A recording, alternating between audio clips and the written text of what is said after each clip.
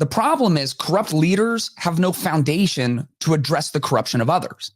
And so if you are corrupt yourself, what you have done is you have sat on a branch and sawed that branch off of the tree. And now you're wondering why you've crashed back down to the ground. Fani Willis has become a household name because of her prosecution of Donald Trump. She has alleged racketeering charges against Trump and a host of co-conspirators to rig the election in Georgia. This has been ongoing. It's one of many legal cases Donald Trump finds himself in, as he is the presumed nominee of the Republican Party. Fani Willis has been doggedly determined. She recently became the Fulton County District Attorney. They're in Georgia. She unseated someone who'd been there for over 20 years. And in the run-up to the election, she was asked why she should be the district attorney. And she said, we need a DA who isn't sleeping with their employees. We need a DA who isn't stealing money from the taxpayers. We need a DA who puts the people first. Well, in the midst of this case against former President Donald Trump, it came to light through divorce hearings that one of the special prosecutors that was hired by Willis has been in a relationship with her allegedly all the way back to 2019. He's already been paid something like $650,000 in prosecuting this case. And while this case is ongoing, they have been traveling on lavish vacations together as lovers. Wow. This is a big deal, and potentially it could cause DA Fani Willis to be thrown out of this proceeding altogether. She could be disqualified if she does not recuse herself. And this week, she took the stand to defend herself. We'll look at a local station, Fox 5. It says Fulton County District Attorney Fani Willis is facing disqualification in the Georgia election interference case, which seeks to prosecute former President Donald Trump on racketeering charges. Defense attorneys have been trying to prove to Fulton County Superior Court Judge Scott McAfee that Willis financially benefited from a personal relationship with Special Prosecutor Nathan Wade. They argue that the district attorney and Wade had a relationship prior to his being hired, creating a conflict of interest. Willis maintained that she paid Wade back for their vacations abroad, mostly in cash. But Acevedo said, either way, it's a bad look for the prosecution, and that will be a factor in McAfee's ruling. Reimbursement in cash, the discovering about the start of the relationship, that makes it possible that there could be a recusal here simply because of that appearance of impropriety, even if there is nothing actually wrong. Many of the taxpayers in Fulton County are wondering $650,000 that there is no trail for, that is funneling through a relationship and through trips back to Fani Willis. And she says, don't worry, I've been paying him back in cash. Now, I didn't take any ATM withdrawals out, and he didn't deposit any of the money that I gave him, but you're just gonna have to take my word for it. I've paid him back. It's all in cash. It's all good. Now, obviously, this is incredibly shady.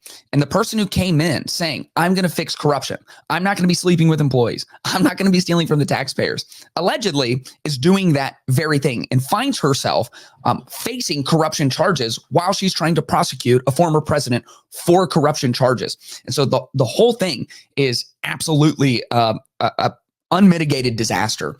And people have weighed in. They have their different opinions about this. However, there are some facts in the case. One of the facts is she did not disclose her relationship to anyone or any of the boards before she hired Nathan Wade. She has allegedly lied about the starting date of their relationship with other people, corroborating evidence that their relationship goes back to 2019, which means they were already intimately connected before she chose him to get this massive payday in a case of racketeering of which he has no prosecutorial experience. Now, that wasn't the end of her problems, because Fani Willis did, in fact, take the stand. And when she took the stand, she brought a lot of attitude with her. Now, some people who are on her side really liked this, like, you go get them.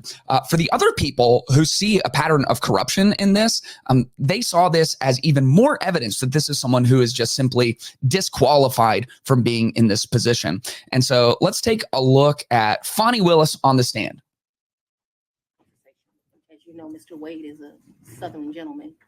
Me, not so much. You're confused. You think I'm on trial. these people are on trial for trying to steal an election in 2020. I think in one of your motions, you tried to implicate I slept with him at that conference, which I find to be extremely offensive.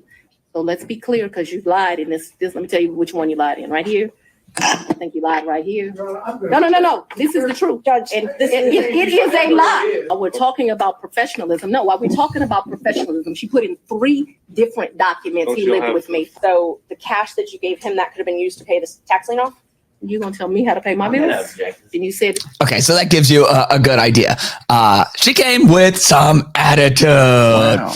And you could tell that the lawyers who were questioning her were just kind of beside themselves. As a matter of fact, at one point I heard someone say, "What you talking about, Willis?" I'm not sure, but I'm pretty sure I heard, "What you talking about, Willis?" And she just kept going. Usually you're not going to take the stand. Like if you're the person in question, it's a bad idea. Every lawyer would tell you not to do that. But she showed up like, I'm getting up here and I'm going to make my case and y'all are going to hear from me. And we sure enough did. Now, a lot has come to light and the judge is going to take a couple weeks and rule. But like the article from Fox 5 said, just for observers, even if she can account for every single dollar and somehow someone just misfiled and it was all a misunderstanding and it was all fine, it just looks bad. And the problem is corrupt leaders have no foundation to address the corruption of others. And so if you are corrupt yourself, what you have done is you have sat on a branch and sawed that branch off of the tree. And now you're wondering why you've crashed back down to the ground. Jesus said in Matthew 7, why do you look at the speck of sawdust in your brother's eye and pay no attention to the plank in your own eye? And this isn't even as much about the comparison of offense. It's just about hypocrisy. It's like if you are just hell-bent on removing the former DA because of their corruption and prosecuting a former president because of his alleged corruption, you can't come in and immediately in your first couple of years start hiring your lovers, paying them over $500,000, going on trips with them, not telling people and disclosing that you're in a relationship, all of these massive conflicts of interest, because now you're months and months and months into one of the most important cases, probably in the United States history. And let me tell you why I believe that. Trump is in, 3 other major cases, but they're all federal cases, which means if he wins the presidency, then he can hypothetically pardon himself from those. And he will, we know Trump pretty well, right? He will pardon himself. This is a state case, and it is not at all clear that a president can pardon themselves for a state case, a state indictment. And so he could become president, and because of this case, he could still be in jail or prison. And so this is maybe the most important case, or one of the most important cases in United States history. And the person who is tasked with being in charge of it cannot maintain themselves above reproach, seemingly has stepped into corruption themselves. And this is just a recipe for disaster. And it is every time a leader becomes corrupt. It reminds me of King Solomon, who is the wisest man to ever have lived. And part of your job as a king of Israel was to root out and rid Israel of corruption. And the corruption in the Jewish scriptures and the corruption for Israelite kings was the worship of false gods from the surrounding pagan nations. That was your number one job. However, we read in 1 Kings chapter 11, it says, King Solomon loved many foreign women in addition to Pharaoh's daughter, Moabite, Ammonite, Edomite, Sidonian, and Hittite women, all the women. And from the nations about which the Lord had told the Israelites, you must not intermarry with them, and they must not intermarry with you, because they will turn your heart away to follow their gods. To these women, Solomon was deeply attached in love. He had 700 wives who were princesses and 300 who were concubines, and they turned his heart away. My man had his hands full. And when Solomon was old, his wives turned his heart away to follow other gods. He was not wholeheartedly devoted to the Lord his God as his father David had been. Solomon followed Ashtoreth, the goddess of the Sidonians, and Milcom, the abhorrent idol of the Ammonites. Solomon did what was evil in the Lord's sight, and unlike his father David, he did not remain loyal to the Lord.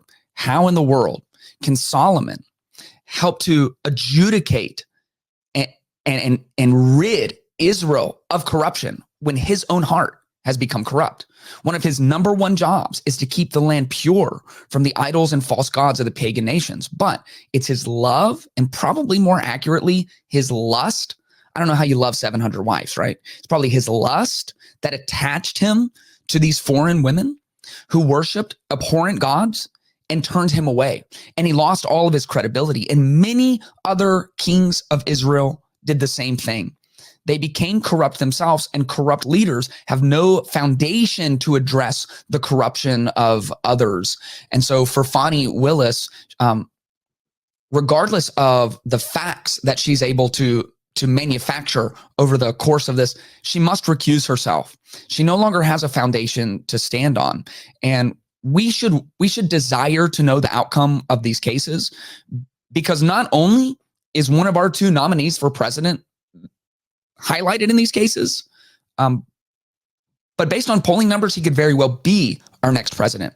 And if we're going to find them out, there has to be a fair process. And if there's going to be a fair process, then there must be someone who is not corrupt themselves officiating these processes.